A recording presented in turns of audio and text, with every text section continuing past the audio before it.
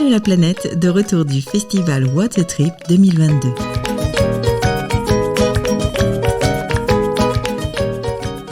Nous sommes toujours au festival What a Trip à Montpellier, où le studio mobile de la web radio de La Planète est là pour réaliser des interviews. Donc tout le week-end, on a cette chance-là. Et nous avons donc Pauline et Alice qui sont venues présenter leur film Aito Harmonia, et dont on a eu de très très beaux échos. Déjà, donc bravo à toutes les deux et merci de nous donner ce petit moment de partage. Du coup, vous êtes partis emmener un groupe de jeunes, de 12 jeunes, dont certains en situation de handicap. 5, oui. 5 sur tout le groupe. Ouais. De handicap mental léger. D'accord. En Laponie. Et donc, comment est né ce projet ? Alors, en fait, la toute base, c'est qu'on travaillait, Pauline et moi, pour une association en Belgique, à Bruxelles, qui s'appelle GRATE, G-R-A-2-T-E, et dont la mission est vraiment de créer des rencontres entre un public de jeunes dits valides, qui n'ont pas de handicap, et un public de jeunes avec un handicap mental léger. Et donc, à travers des loisirs pendant toute l'année, mais aussi à travers des voyages qu'on organise durant les vacances.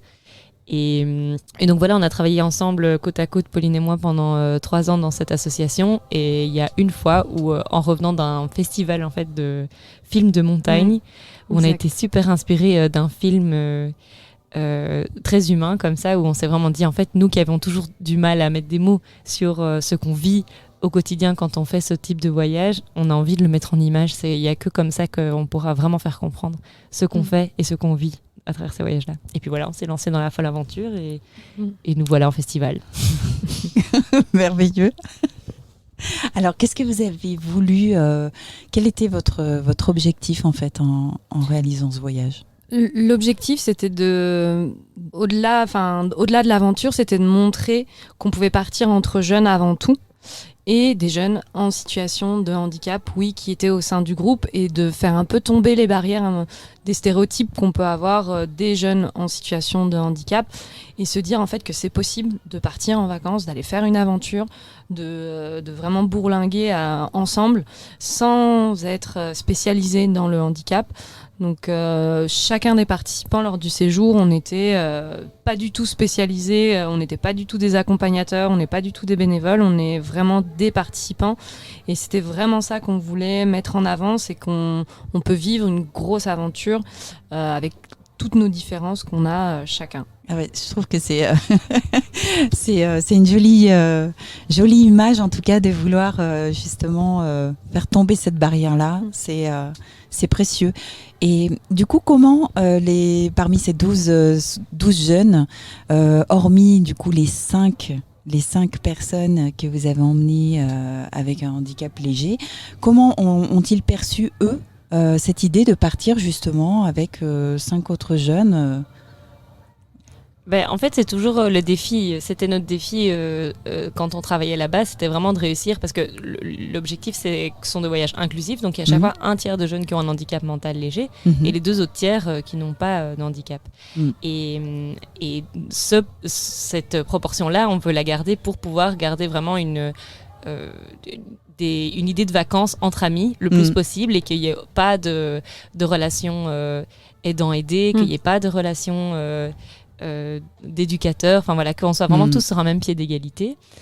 Et donc oui, le fait de partir avec des personnes qui ont un handicap, il y en a qui le testent pour la première fois, au début parfois pour faire une bonne action peut-être, ou quelque chose comme ça, et puis en fait ils se rendent vite compte que c'est eux qui sont plus presque bénéficiaires du séjour que les personnes handicapées elles-mêmes. Et ça nous arrive quand même vraiment souvent qu'il y ait des espèces de changements total de vision du monde et de vision du handicap, parce qu'ils ont eu l'occasion de vivre au quotidien avec des personnes qui n'ont pas besoin de leur aide, mais qui les enrichissent beaucoup, beaucoup dans leur manière de penser et de voir la vie. Ouais, et je rajouterais même que pour les jeunes en situation de handicap, justement, qui participent à ce genre d'aventure, eux, ils ont totalement confiance et enfin, quelque part, dans un projet, on les voit en fait comme individus avant tout. En fait, on les met pas dans une case où, comme disait Alice, où ils doivent tout le temps être aidés. Vous verrez dans le film, il y a un jeune en situation de handicap justement qui dit très bien, moi, j'aime pas en fait qu'on fasse à ma place. Et dans la société aujourd'hui, on fait beaucoup en fait à leur place. Et dans cette aventure, on a pu prouver que en fait, ils pouvaient faire. Et il y a aussi une autre jeune dit valide qui dit à un moment donné, des fois, je sais pas si je dois les aider ou, enfin, j'ai peur de les infantiliser. Des fois, je me dis, ils ont quand même peut-être besoin de moi. Et donc, c'est toujours trouver ce juste équilibre. Mais je pense que c'est avant tout la confiance qu'on a dans le groupe qui va permettre à chacun de trouver sa place et pouvoir profiter de l'aventure comme lui l'entend, quoi. Bien sûr. Et du coup, ça se fait presque naturellement au final. Oui. C'est vraiment le groupe qui se découvre. Chacun fait connaissance de l'autre. Exactement. Et finalement... C'est des jeunes. De toute manière, on s'était dit aussi en partant en Laponie qu'on n'allait pas partir comme ça direct en voyage. Donc, on a fait quand même une préparation. Ce voyage, on l'a proposé en fait. Donc, ils ont dit... Il y en a certains qui ont dit... inscrits. Ouais, il y en a certains qui ont dit non, moi la neige, non, j'y vais pas. Il y en a d'autres, il y a des jeunes qui avaient jamais skié ou qui n'aiment pas le ski. Mais voilà, ils voulaient y aller pour l'aventure, ils voulaient y aller aussi pour rencontrer des personnes. Mais on s'est dit on va le préparer. Donc du coup, on a fait des week-ends en amont où on était tous ensemble, aussi pour habituer tout le monde à la caméra, mine de rien, parce que voilà, on part quand même avec 2 caméramans dans l'expédition et on voulait absolument pas que ce soit des figés dans le film et donc du coup faire des prises de vue. Et donc on voulait que ce soit hyper naturel et que les caméramans eux-mêmes fassent partie du groupe. Donc ils ont été là aussi depuis le début et donc on a fait des week-ends vraiment où on a pu tous se connaître, où on a pu se renseigner sur ce qu'on allait faire aussi lors de cette aventure et on a choisi ensemble de quelle manière on allait construire ce projet-là. C'est vrai que ça se fait vraiment naturellement.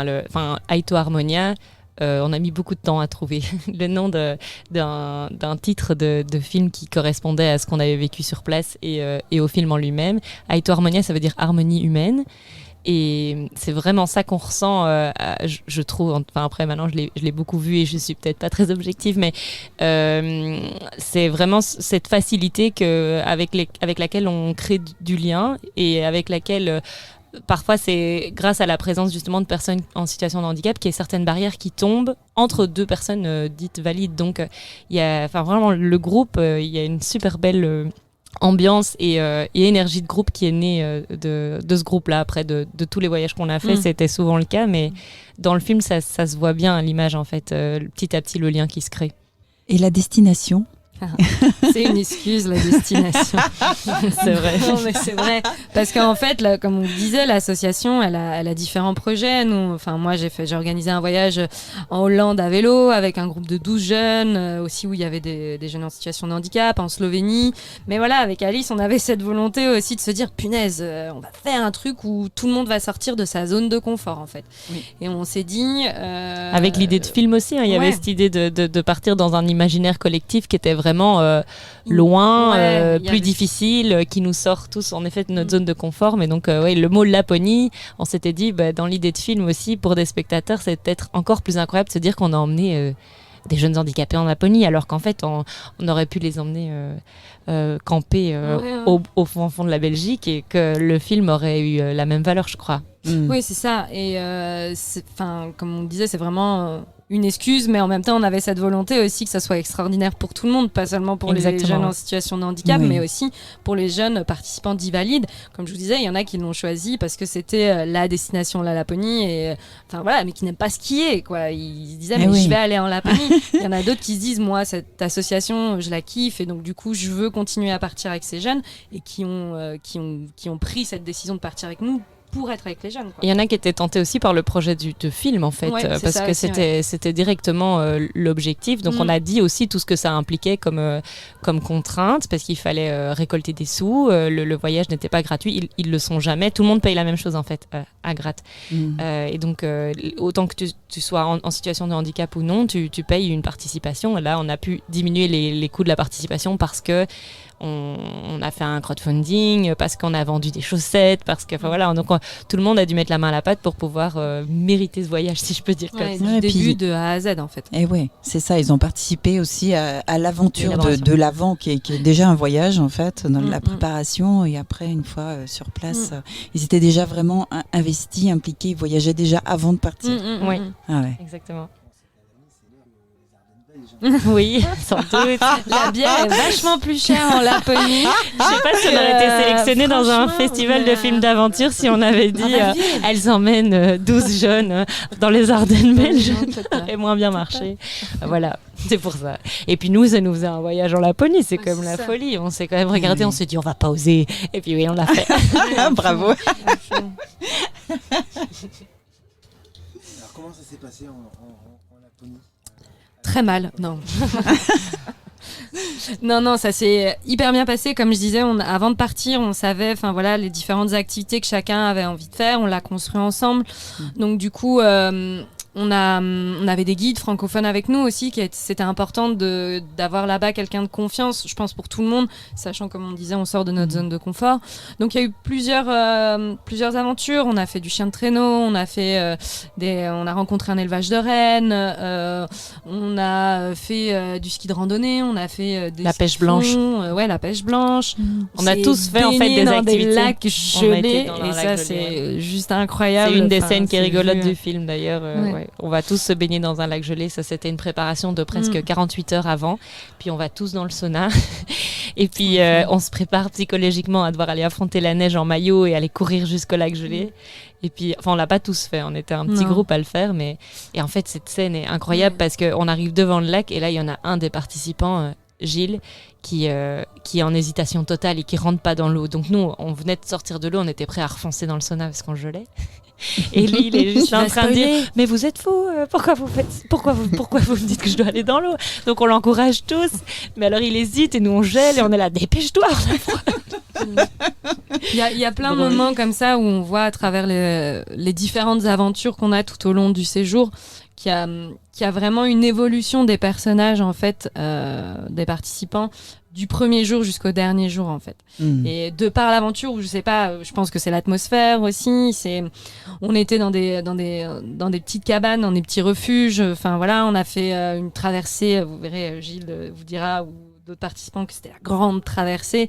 Pour eux, pour tout le monde, c'était aussi une aventure, quoi, quelque chose de, on se dit est-ce qu'on va y arriver, est-ce qu'on va pas y arriver, mais c'est vrai que de nouveau dans toute cette scène là où on fait la grande traversée à ski, le défi sportif il est là parce que pour certains c'était vraiment pas évident de glisser sur des skis, tout le monde se plantait tout le temps, mais on remarque en fait que le défi il est aussi fort il est sur plein d'autres aspects aussi. En fait, toutes les personnes dites valides s'impatientaient à fond parce qu'en fait, on faisait du 1 km/h peut-être et que ça n'avançait pas, tout le monde tombait et donc c'est drôle parce qu'il y en a certains, on parle de défis sportifs pour certains et pour d'autres, on voit qu'en fait, c'est peut-être les personnes valides dans cette situation-là qui étaient les plus handicapées par la situation parce que c'est elles qui se mettaient beaucoup de choses sur le cœur du fait que ça n'avançait pas et qu'elles s'impatientaient. Mais bon. Tout ça, vous aviez préparé l'office de tourisme du coin, qu'est-ce qu'ils proposent? Oui, voilà. Alors nous, d'habitude, sur l'ensemble de nos séjours, on a plutôt cette dimension-là à se dire, oui, on prépare, mais on prépare, on a un budget, et après on verra sur les activités sur place, qu'est-ce qu'on va faire. Là, très clairement, on avait cette envie aussi d'en profiter un maximum. Et donc sur 10 jours, très clairement, on l'a fait en partenariat avec Grand Nord, Grand Large. Ouais. L'agence de voyage, et donc elle nous a conseillé quand même plusieurs choses, oui, avec des rencontres des autochtones, vraiment on avait calé quand même certaines choses, avant de... Puis on avait 2 guides extraordinaires aussi, il faut le dire, francophones, qui nous ont fait des petites surprises. Oui, voilà, qui ont pu improviser des choses, des trucs comme ça, ou avec le feeling, avec le groupe, ils se sont dit allez, on va là-bas, du coup, donc il y a des choses qui sont quand même improvisées là-bas, donc on verra pas forcément, mais il y a de l'improvisation et de la spontanéité quand même dans nos voyages. Alors, est-ce que le groupe, au final, avant de partir, est le même au retour? Sûrement pas, mais tout comme tout voyage nous transforme tous, quoi. Maintenant, non, je pense que déjà, il n'est pas le même parce qu'on a vraiment créé des liens et on a eu des expériences qui ont été vécues là-bas et qui resteront là-bas et qui... à chaque fois, en fait, on remarque qu'il y en a certains qui gagnent, par exemple, en envie d'initiative. Il y en a qui gagnent à aller vers l'autre. Il y en a qui... c'est vraiment une découverte de soi, et particulièrement dans ce type de voyage de groupe, c'est vraiment une découverte de soi à travers les autres, à travers la vie en groupe.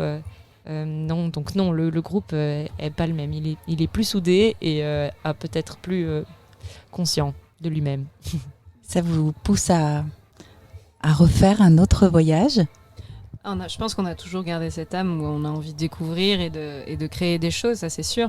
Après, nos chemins se sont un peu écartés aussi de cette association. On a pris des chemins professionnels différents toutes les deux, mais on prend toujours plaisir à pouvoir diffuser ce documentaire c'est plus ce projet en fait qu'on a envie de faire vivre que finalement les aventures, parce que personnellement après l'association elle continue d'exister en Belgique, mais le projet on a vraiment ce souhait que ça devienne un outil pédagogique, en fait, que ça puisse semer les graines un petit peu chez chacun d'entre nous. On voudrait aussi le diffuser auprès des écoles, donc il y a tout un dossier pédagogique avec le documentaire qui est disponible sur le site de l'association.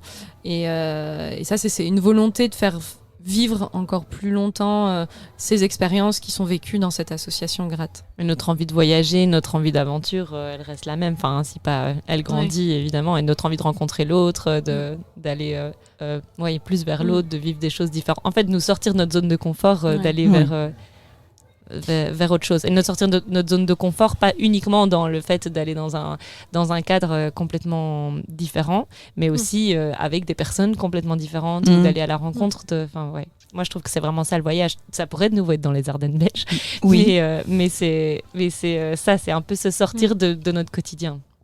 J'allais juste demander qu'est-ce qui reste de ce voyage, donc je pense que vous avez répondu.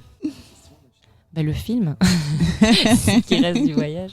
Non, c'est un magnifique souvenir. Franchement, on a beaucoup de chance d'avoir eu l'occasion de pouvoir faire ça, et donc ce film reste. Et après, concrètement, qu'est-ce qui reste ? Des groupes WhatsApp, on s'envoie plein de nouvelles, et donc du coup, parce que nous maintenant, nos chemins se sont un peu dispersés, et donc du coup, même avec les guides, en fait, même les guides maintenant font partie un peu du groupe, alors qu'ils nous connaissaient pas. Ils ont été très touchés. Et on a cette envie, on garde en tête que on est le groupe qui est parti en Laponie, quoi. Et je trouve que ça, j'ai l'impression que c'est ce qui reste aussi, c'est que les 12 participants, on a un truc en commun, on est parti en Laponie, et on a envie d'avoir des nouvelles chacun des autres, savoir comment ça se passe au quotidien, et on garde ce lien, ça c'est sûr. Eh ben bravo. Merci. Avec grand plaisir de vous recevoir. Également. Merci.